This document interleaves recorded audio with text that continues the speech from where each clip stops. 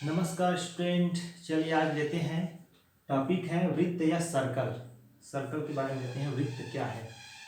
Class 6-7 बच्चों के लिए उपयोगी है।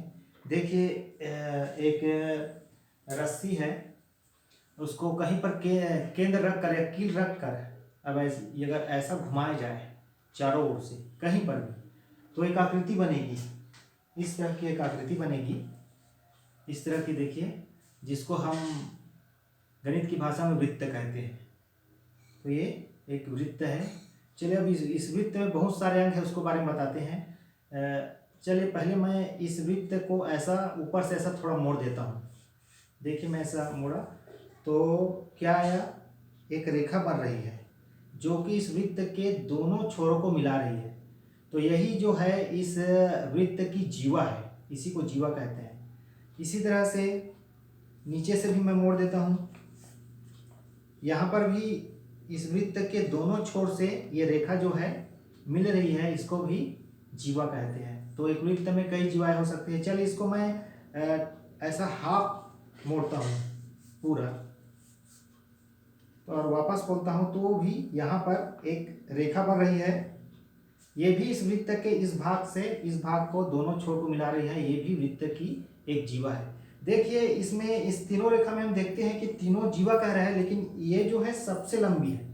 और इसकी खास बात यह है कि ये एक यहाँ पर देखो एक सेंटर पॉइंट है, केंद्र है, केंद्र से होकर जा रही है। तो वृत्त की सबसे बड़ी जीवा जो कि केंद्र से होकर गुजरती है व्यास कहलाती है। तो ये रेखा व्यास है। चलिए अब इस वृत्त को मैं ऐसा करता हूँ, ये देखिए ऐसा मोड़ दिया एक भाग आधा, फिर इसको ऐसा चौथाई मोड़ दिया, इस तरह से मोड़ा हूँ।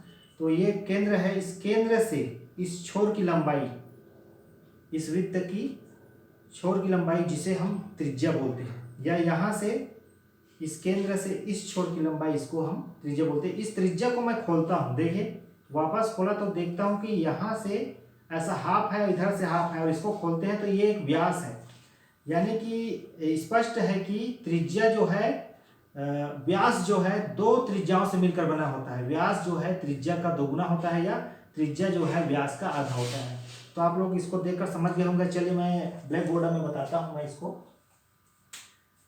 एक देखिए एक वृत्त बनाया हूँ। एक वृत्त है, इसका जो जहाँ पर कील रहेगा, जहाँ पर केंद्र मानेंगे, तो ये जो है इसका केंद्र कहलाएगा इस वृत्त का। यही जो है इस वृत्त का केंद्र है, जिसको ओ नाम दे देते हैं। चलिए इस वृत्त पर दो छोर से, इसके दोनों छोर को लेकर एक मैं रेखा खींचता हूँ। तो ये जो दोनों छोर है, यही जो है इसका जीवा कहलाता है। नीचे भी ऐसा कहीं पर भी जीवा खींच सकते हैं इस तरह से।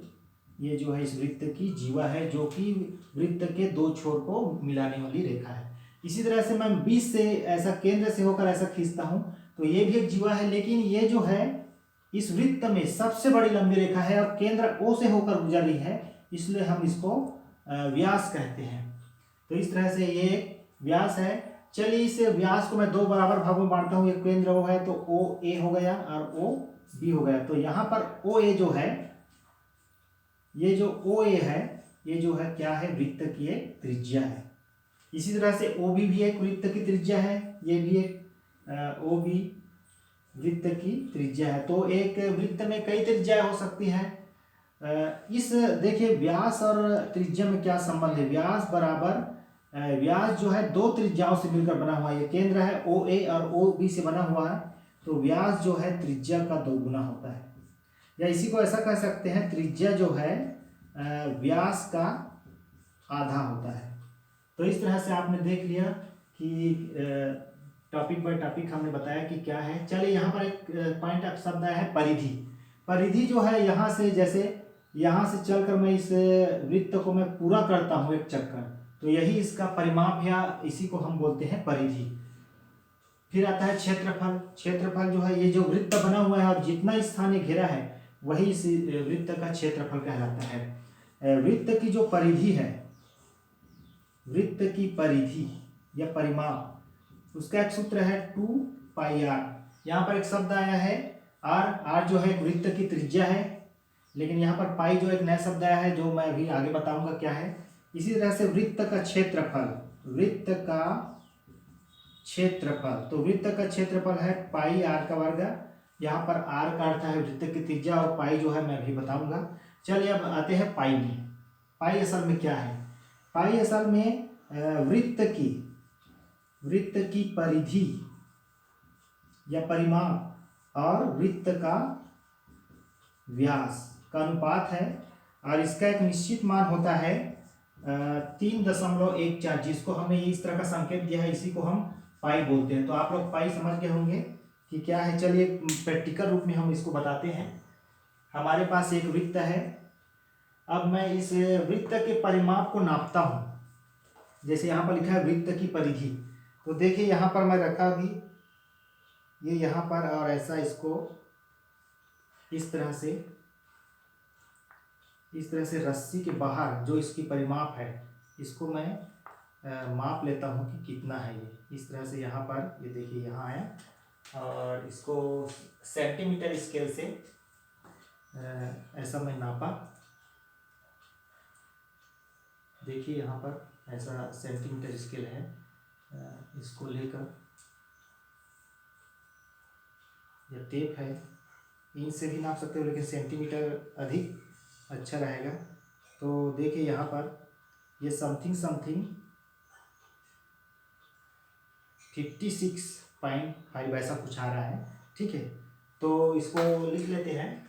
इसकी जो यहाँ पर नापे वृत्त का, तो 56.52 ऐसा कुछ ले लेते हैं, 550 से 52। फिर इसका व्यास मैं नापता हूँ।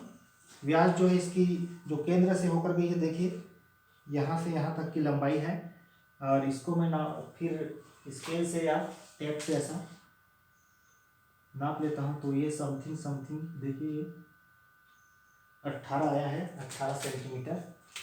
तो इसका मान आया है 18। चलिए इसको हल करते हैं। तो 2 में 18 आ गया, और 2 दूनी 4, 2 अट्ठे 16, 2 दूनी 4, 2 छक्के 12। फिर इसको 9 से डिवाइड करता हूँ, तो 3 एकम 3, फिर 3 ये 28.26 को, तो 3.14 आ रहा है समथिंग इस तरह से आया। तो देखिए हमने एक वृत्त को नापा प्रैक्टिकल रूप में, और उसका परिधि और व्यास का अनुपात दिया, तो 3.14 आ रहा है, जो कि यहाँ पर एक नियतांक है पाई, जिसको 22/7 के रूप में दर्शाया है। तो यही एक नियतांक है। तो इस तरह से इसकी परिधि ऐसे ज्ञात करते हैं। चलिए इसके बाद एक प्रश्न लेते हैं। प्रश्नावली का, किसी वृत्त की त्रिज्या 7 सेंटीमीटर है तो उसका परिमाप क्या होगा? तो यहाँ पर परिमाप दिया है, परिमाप मतलब यहाँ पर है परिधि है। तो उस वृत्त की परिधि याद करना है जिसकी त्रिज्या 3 सेंटीमीटर है। तो देखिए क्या दिया है, हमारे पास है त्रिज्या दिया है, जिसको आर से दर्शाते हैं, 7 सेंटीमीटर दिया है। अब हमको परिमाप ज्ञात करना है। तो उस वृत्त का परिमाप या परिधि, वृत्त का परिमाप या परिधि बराबर, अभी हमने बताया सूत्र 2πr। तो इस तरह से इस सूत्र में मान रख देते हैं। देखिए 2π का मान 22/7 है, या 3.14 है, और r जो है यहाँ पर 7 सेंटीमीटर है। तो इस तरह से देखिए आ गया, ये 7 जो है कट गया, ऊपर और नीचे है। तो हमारे पास आया 2 × 22 या 22 दूनी 44 सेंटीमीटर। तो उस वृत्त की परिमाप जो है 44 सेंटीमीटर होगी। तो यही जो है इसका सूत्र है। चलिए अगला प्रश्न लेते हैं। वृत्त बनाइए। हम वृत्त कैसे बनाएं? प्रश्न दिया है वृत्त बनाइए। पहला है त्रिज्या 3.5 सेंटीमीटर का, और दूसरा दिया है व्यास 6 सेंटीमीटर का। तो आइए बताते हैं वृत्त कैसे बनाते हैं। चलिए पहला दिया है 3.5 सेंटीमीटर। तो मैं एक प्रकार लूँगा, और स्केल पर रख कर एक नुकीला भाग को 0 पर रख कर, और पेंसिल वाले भाग को 3.5 पर रख कर ऐसा प्रकार से नापूंगा, और कापी में इस तरह से इसको केंद्र मानकर इस तरह देखिए बढ़ रहा है, एक वृत्त बढ़ रहा है। ये देखिए इस तरह से वृत्त बना।